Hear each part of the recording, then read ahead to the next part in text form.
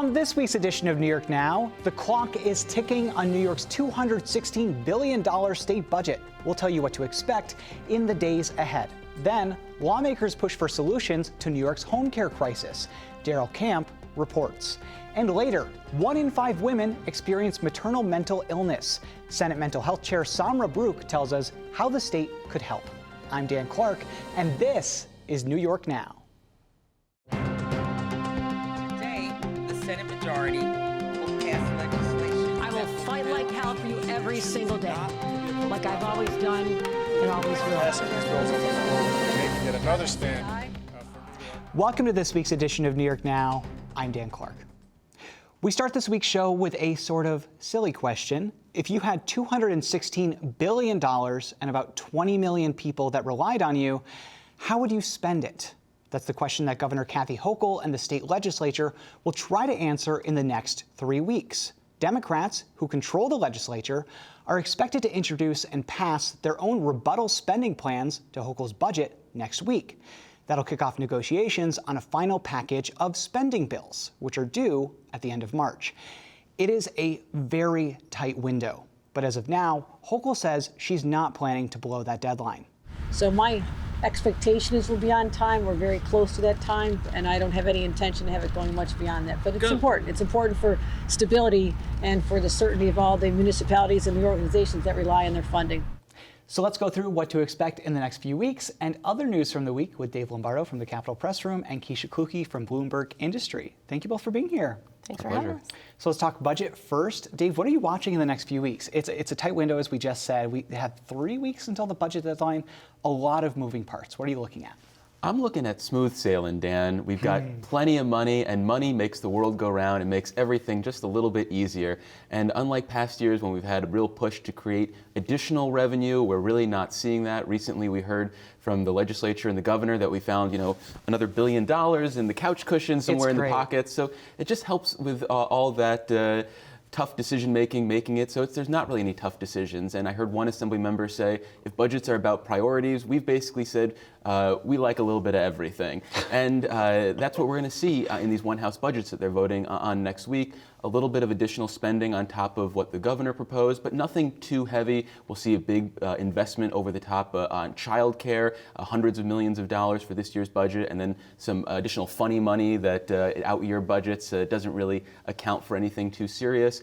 We'll watch to see if anything gets done on ethics. I don't think it will, because if we listen closely, we hear not much from Kathy Hochul, so I don't think it's a real big priority for her. So watching that and whether any other big policy things make it into the budget, I'm skeptical, since the Assembly has said, we don't really want to do policy in the budget, and it's an election year, so people are on edge. The one big potential controversy is really within the left, and that's whether additional funding for undocumented New Yorkers, the Excluded Workers Fund, will get any additional money. They're looking for more than $2 billion, I think $3 billion, and that was a big fight last year. I don't think that's going to happen this year. It wasn't going to be in either of the one house budgets from the Senate or Assembly, so that's kind of the potential fight. But everything else, Dan, just kicking back, relaxing, grab a drink for the next 3 weeks. Though I don't know, it brings up a good point of we have all of this money. Does that make it easier to build a budget, or does that make it harder because now everybody and their mother is coming to the state capitol and saying, hey, you haven't funded me in the past, I'd really like this money now?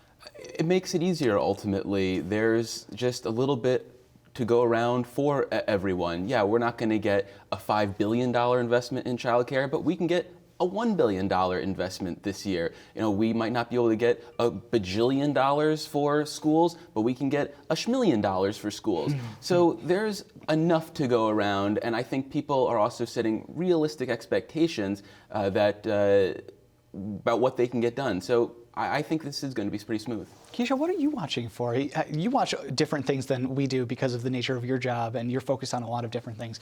What are you looking at in the budget? Yeah, I guess also to play off of Dave, this is an election year, so they're not really going to touch anything too controversial.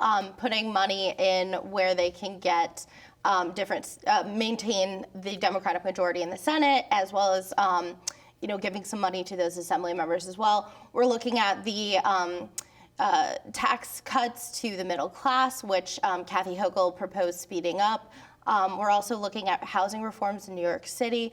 as well as climate change issues. I know there was a big rally this week that was trying to get an additional $15 billion in climate change funding. I don't think we're going to get $15 In one billion. year? I think it's rolled out over a few. But, Okay, I was going to 15 billion. Whoa, that's a lot. well, and also note that Kathy Hochul did try to get $4 billion on the ballot in November to try to get a bond to help with climate change issues. So I think that we'll see that, and also looking at the electrification of buildings in the state and how much the legislature wants to put towards that as well. That's a good point. It's a lot to look at. I'm wondering with the taxes, there is this conversation that isn't happening this year that we saw last year, right? Where there's this big push to tax high income earners. And I think in January there was a little bit more of that to start with, but then it kind of tapered. I don't know. This is just my opinion of looking at things. It kind of tapered off. We don't see that this year. It's unlikely, I think, and correct me if I'm wrong, that we'll see higher taxes on higher income earners this year. Yes, I think that Kathy Hochul's trying to stay away from controversy. They did something last year in the budget on that. So I think that this year is focused on trying to get money to homeowners, trying to get money to the middle class, the majority of those taxpayers that are going to head to the polls in November. Yeah, Dave, last question on the budget for you. So Kathy Hochul said this week, and we just played a clip from her saying she wants an on-time budget. How important is that? I think it shows competency in government, and this is her first budget, and so she's making a pitch to voters in both the primary and then the general election that she can run the government. That was the big thing from Andrew Cuomo. I'm running a competent government. So I think it's really important for her as a symbolic gesture about her ability to lead. And you bring up Andrew Cuomo. We saw a poll this week where in a hypothetical primary, he is just a few points behind Kathy Hochul. We'll wait to see if he jumps in. We don't really know what's going on with that, so I don't want to talk too much about it. When we know something, we will let you know for sure. I do want to turn now to cannabis, though, Keisha. So cannabis in New York has been this very long, complicated process. I mean, the regulatory process is complicated in itself, but this week we saw some movement on the recreational side of it. What did they do exactly? Because it's very specific. Yes. So they're starting to do the licensing. If we're planning on rolling out, they're trying to have sales by the end of this year. We need to, number one, make sure there's enough product, and then number two, who's selling it. So the state cannabis board did two things this week. First, they approved the conditional licensing for hemp farmers, which basically ensures that local hemp growers who are doing essentially CBD growing can get into this market and start planting those products so that they're available come fall. The THC products, not just hemp. Yep, the THC products. So they're going to get into the recreational side, and a lot of them are already set up for that. It also includes outdoor grow, which is better for the environment. And it also gives the little guy basically a shot because right now the medical growers are the larger companies, and they're the ones that were basically bulking up for this, planning for this ahead of time. And then also the board decided to put in licensing for the retail stores, and they're starting with those who had prior cannabis-related convictions. So you not only had to either or were related to someone who had that. So basically aiming to help those communities who are hardest hit by the war on drugs. Now, just to note that you also must have some experience being a small business owner. So Right. I don't know how many people that would apply to. The state is saving between 100 and 200 licenses for those communities in an effort to have social equity. So is that the 200 that you just mentioned, is that the cap on those licenses for the people with past convictions? I think they're just making sure that they reserve at least 100 to 200. They have not said how many licenses for retail dispensaries that they're going to have so far in the state. So it should be something interesting to watch. The law itself included a goal of 50% for those social justice applicants, as well as farmers in need and women and minority-owned businesses. Interesting. You know, we'll have to see how it goes and see if it actually happens by the end of the year. Some people have said middle of next year, so we'll see. Interesting stuff. Keisha Kulke from Bloomberg Industry, Dave Lombardo from the Capitol Press Room. Thank you both so much. Thanks. All right, turning now to news on healthcare in New York. There's a new push at the state level to breathe new life into the state's struggling home care industry. It's becoming harder and harder to find consistent and reliable home care in New York, and that in part is because there's just so much turnover in the industry. But lawmakers in Albany say that could soon change. Daryl Camp reports. I'm gonna try this. What do we want? When do we want it? Now. What do we want? Elderly and vulnerable New Yorkers were a big area of focus during the COVID-19 pandemic. From vaccination efforts to guidance from public health experts, many public health decisions made since 2020 were made with those groups in mind. But as New York begins to emerge from the pandemic, many problems still remain for vulnerable New Yorkers, some of which were made clear over the past 2 years. One major area of concern is a need for home care aides. Home care aides are a type of healthcare professional who works in a client's home as opposed to a medical facility. They're often essential to helping aging New Yorkers stay in their homes and necessary for day-to-day functions for those with disabilities. Paula Vereen is a home care aide in New York City. The home care workers are doing it all. When it comes down to the patients, we wear a lot of hats. We become the doctor, we become the lawyer, the supervisor, the social worker, everything when it comes down to the patients. A lot of the patients, they don't have anyone to care for them. And if it wasn't for home care workers, the patients would be out of it. And as important as that job is, there's a significant shortage of workers in the industry. Many connected to home care say that's because of low wages compared to entry-level jobs. Home care aides earn about $15.45 per hour on average, according to federal data. That is just above the minimum wage in New York City and its suburbs. That minimum wage is currently $15 an hour, with many jobs starting much higher due to workforce shortages. Here's Vereen again. I mean, it's not enough. It's not enough comparing to the way things is going up. It's very difficult, when it comes down to dealing with the, living wages. I think it's not enough. That and a non-traditional schedule can lead to high turnover in the industry, and lawmakers in Albany are trying to change that. A new bill called Fair Pay for Home Care would raise the minimum wage for the industry to 50% above the standard minimum wage in any given part of the state. That could be anywhere from $19.80 per hour to $22.50 per hour. The bill would also raise reimbursement rates under Medicaid and managed care, which lawmakers say could help raise those wages more. Senate sponsor Rachel May, a Democrat from Syracuse, is the chair of the Senate Aging Committee. Right now, in a lot of fields, they're paying workers more than minimum wage just to get the work, but in home care, they can't do that because the reimbursement from the state is too low. So this bill requires that reimbursement to go up. Because the bill would cost the state money, lawmakers are hoping to include it in this year's state budget.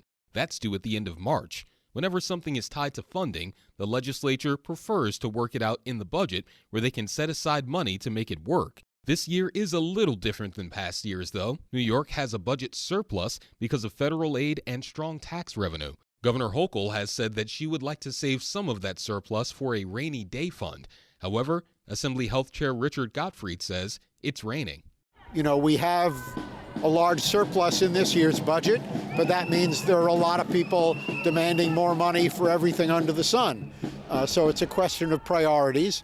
We're trying to make sure that health care, both coverage for all and fair pay for home care, are top priorities.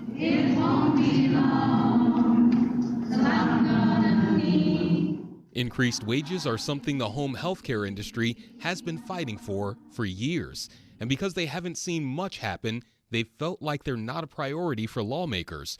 Julie Farrar from the Center for Disability Rights says that's partly because people don't connect with the issue. There is a lot of stigma around disability. There remains a lot of stigma around disability, even though being disabled is a natural part of being, and many people will age into disability and age into needing home care. There has been some progress at the state level, but advocates say there's still a long way to go. 5 years ago, the state approved $55 million to raise wages for direct support professionals who care for those with a disability. But since then, prices have gone up for everything, while wages have stayed low. Assemblyman Angelo Santa Barbara chairs the Assembly Subcommittee on Spectrum Disorders. And there are people that are still doing the work, but they're certainly not doing it for the compensation, because that has not been in line with what other industries have seen. And people, in some instances, are there because they have a passion for this work, but they just can't make ends meet anymore, and they're really struggling. While there doesn't seem to be clear opposition to additional funding for the state's home care industry, that doesn't mean it's a sure thing in this year's budget. Supporters are watching to see what happens, and they haven't seen much in the form of a commitment from Governor Hochul's administration. Bill Ferris from AARP. The Division of Budget and the governor's office are not coming to the table, and it's evident because there was nothing in the executive budget. So we're hopeful the legislature will do something in their one-house budgets. Ferris says there's also financial incentive here. More funding for home care workers, he says, could reduce costs in the long term. But those who need home care say the state should be less concerned about the cost and more focused on the benefit to New Yorkers. People are in nursing homes not because they're old, but because they need assistance with activities of daily living. And if they could get that in their home, that would be the right thing to do, the humane thing to do, the way to treat people with the respect that they deserve. With the budget due at the end of March, we'll see if lawmakers act on the home care industry in a final spending plan. If not, it could come up again before lawmakers leave Albany for the year in early June. Thanks, Daryl. Something to watch in the coming weeks. More from the state capitol now. You may not know this, but as many as 1 in 5 women who give birth in New York experience a mental health condition, like depression or anxiety. That's according to the state, and it's worse for women of color. For some, that's a difficult thing to imagine, so we don't hear about it a lot. And because of that stigma, many women who experience depression either before or after their pregnancy don't seek help. But a new package of bills in Albany is aimed at changing that through data and closer care. For that and more, I spoke with Senator Samra Brouk, the chair of the Senate Mental Health Committee. Senator Brouk, thank you so much for coming back. I appreciate it. Thank you for having me. Always a pleasure. Of course, anytime. So we're talking about this sort of unseen issue of mental health for people who are either pregnant or have recently given birth. You have a package of bills to address this. One of them would require mental health screenings for these people, and I was surprised to find out that this isn't already a part of regular care. Why do you think that is? It's a really great question. And I do think it's important to note, I have spoken to a lot of providers as we do research on these bills so that we can be really thoughtful and deliberate on what we bring forward. And the truth is there are a number of providers who do this work. And it's wonderful. And there are patients who receive these screenings. But what we're trying to do here is really kind of lift the bar so that no matter where you go in New York State, no matter what insurance you have, no matter what provider you go to, can we at least guarantee that these screenings are happening? And the other thing that we do with this legislation is we also make a recommendation that it happen within 3 weeks. Generally speaking, these screenings will happen within 6 weeks postpartum. But one of the things that research has found is that a lot of new parents don't make it to that 6-week postpartum appointment, right? They're busy with their children or their new child and figuring it out. Or perhaps they are suffering from a maternal mental health illness and can't make it. And so we're trying to encourage providers to do it in a shorter time period and also to do it at a child's visit so that when you go to visit the pediatrician, that they are also empowered to do this along with an OBGYN that you might visit postpartum. So as you and I both know, there is still a stigma about talking about mental health. Even when you're talking directly with your provider, sometimes there's a stigma and people just feel uncomfortable talking about it. With these screenings, how do you get past that? How do you get these people to open up and connect with their provider so they're getting the help that they need?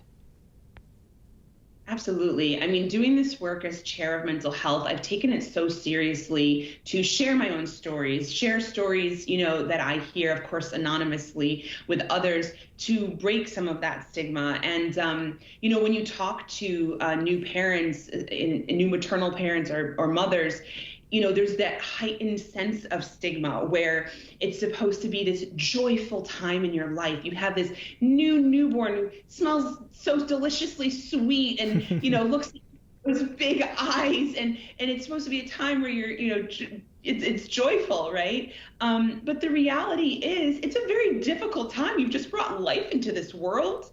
And if you have ever suffered from mental illness before, you may be more prone to have that happen again. And that's why we see so many people dealing with this. So one of the things that actually another one of the bills in this package does is revisit these screenings to better assess perhaps how to get to the heart of what's happening with a new parent. So for example, perhaps you aren't comfortable answering the question, do you feel sad, right? Do you feel depressed? Many people don't want to admit that they feel depressed even, especially a new mother. But what if we asked, have you showered in the last day?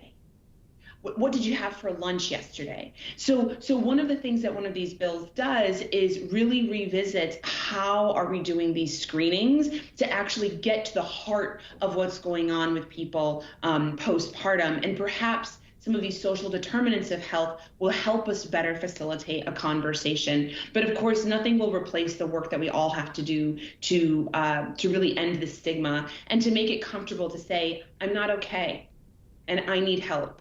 And being able to share that with a friend who can give you a resource, or being comfortable saying that to a provider. We still have a lot of work to do to fight those stigmas. So while I have you, I want to turn to the state budget. As we mentioned, you are the chair of the Senate Mental Health Committee. I'm wondering, as you look at this really, really big budget, was there anything that the governor didn't have in her executive budget in January that you would like to see added back in for the final spending plan, which is due at the end of the month here? Obviously, there's a wide range of things that we could talk about, but anything on your mind? Oh, there's a lot on my mind. I mean, all that's on my mind in addition to the maternal mental health. But I do want to say, I am pleased that we are starting in a better place than we were last year. And I think it was last year, I don't know, it was around this time that I was with you. It was a very different scenario. So some of the key things I'll be looking at and have been fighting for, along with many advocates, we have a 5.4% cost of living adjustment. To put that in perspective for folks, we fought tooth and nail to get a 1%.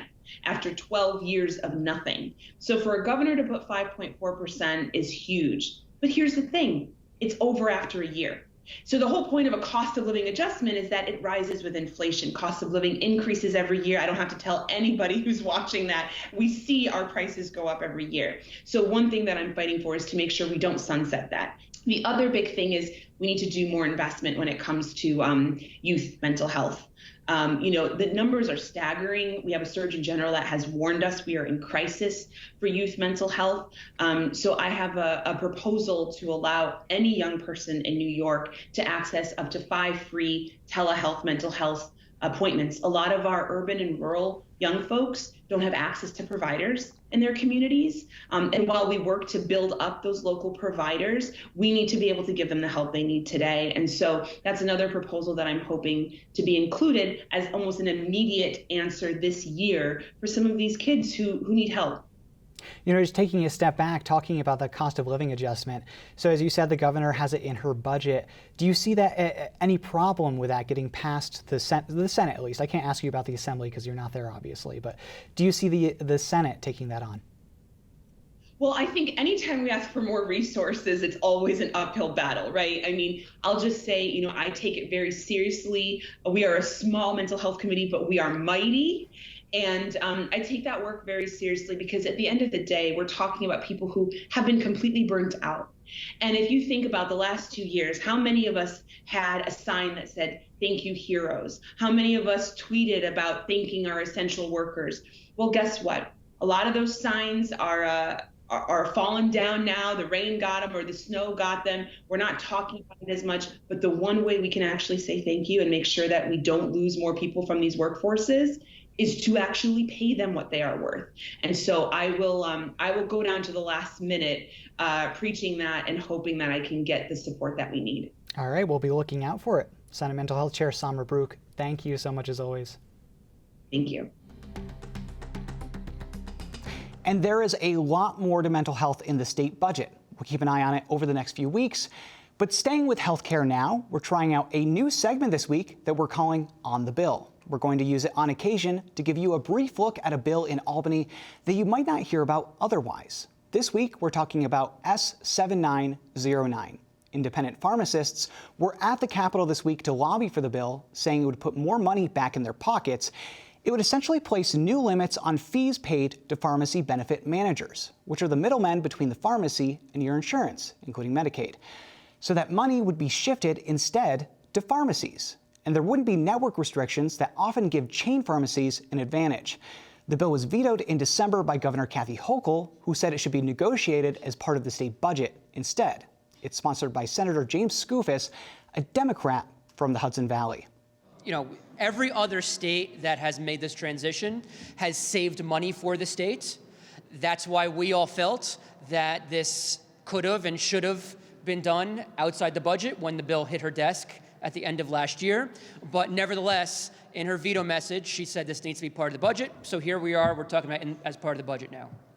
And the bill would build on new laws from last year that require more transparency from pharmacy benefit managers in terms of their pricing in hopes of reducing costs for consumers like you. So we'll keep an eye on that one in the budget, but we do have to leave it there. Thanks for watching this week's New York Now. Have a great week and be well.